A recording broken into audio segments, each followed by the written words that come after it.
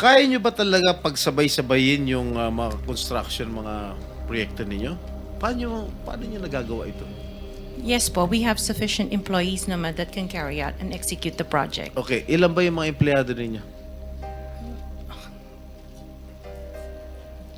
In the office po, mga 200 plus. Sabay-sabay kayong naawardan ng kontrata ng DPWH. Alam mo, nakakapagtaka dahil kayo lagi nakakuha ng DPWH contracts. Sino ba talaga sa DPWH ang nagbibigay sa inyo listahan ng mga projects for bidding? Turo mo na. Wala po akong knowledge po. Talaga? Ba't Yes, nakakapagtaka dahil yung siyam na construction companies niya, yun ang laging favored, kumbaga, sa bidding.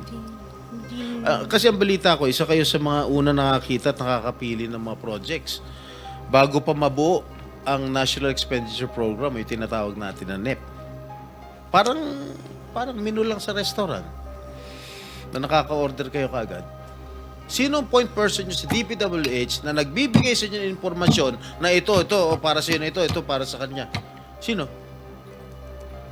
Sir, wala po akong nakakausap po. Wala kang kilala sa DPWH. Wala po. Hindi kami maniniwala niyan, wala kayong kilala sa DPWH. Meron ako yung mga engineer, yung mga district engineers siya. Yun mga pala eh. Sino yung mga district engineer na kilala mo?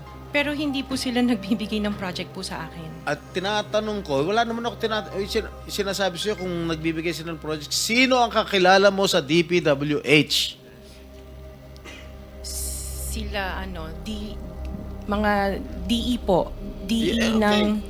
Sabi mo, sino? Teka sandali. DE ng Laguna, Sino DE nga? ng... Banggitin mo yung pangalan. I can't remember their names kasi I don't transact on Okay, behalf of the DE ng companies. Laguna, sino pa?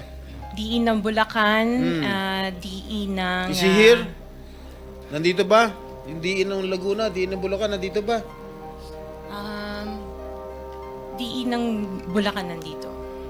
Okay, paano nyo nalalaman ang mga projects for the bidding? Sino ang nagbibigay ng listahan sa'yo? We don't have a list. Naka 6 minutes ka na, erap.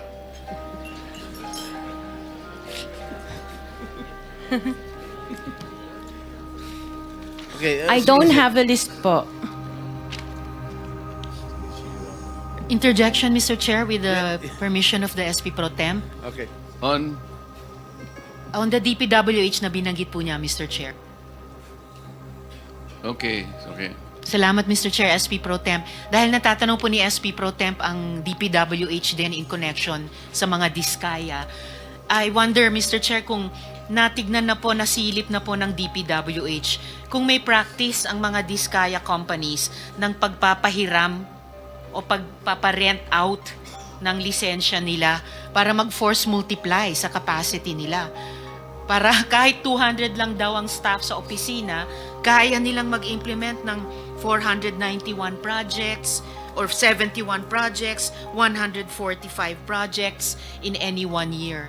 I wonder, Mr. Chair, kung nasilip na po yun ng DPWH. Incidentally, Senator Risa, you are the next interpellator, so you may want to continue with your 5 minutes. Thank you. Will do. Thank you, Mr. Tinatapos Chair. mo na ba ako, Chair? Ha? Okay. One last question, if I may. One last question, Mr. Chair. Senator Risa. Madam Diskaya, saan nyo ba kinukuha yung mga coaching imported, mga luxury cars? Ang balita ko, dun sa interview mo, binili mo yung isang Rolls Royce dahil nagandahan ka sa payong. Tama ba? Sir, yes po. Samantalang, ilan yung luxury cars mo? Nasa 28 po. 28 lang. Yes. Ano ito mga ito? Rolls Royce, Ferrari? I don't have a Ferrari. Ano yung mga luxury cars? Lamborghini? No rin. Cadillac. Saan binili? Sagutin mo na. Saan mo binili? Sa dealer po. Sino dealer? Dito, local? Local dealer o sa abroad? Freebell Enterprises tsaka yung isa Auto Art. Dito, sa Pilipinas? Yes po. Hindi ka nag-import? No po. Dito may dealer ng mga Yes po. Rolls-Royce. May dealer ng Rolls-Royce meron dito. po. Ano pa yung mga ibang luxury cars mo? Yung anong tawag dito, yung Cadillac and the GMC. Cadillac Escalade, ganon? Yes po. Oh. The GMC. Yun lang. Sinong dealer? I mentioned earlier, Freebell Enterprises and Auto Sa Art. lahat ng kotse mo, yun ang mga dealers mo. Dalawa lang sila Dalawa po. yung dealers mo. Yes what, po. what other luxury cars do you own? Yung iba dito na, the Maybach. Dito Maybach, ko na binili. Mercedes. Yes po.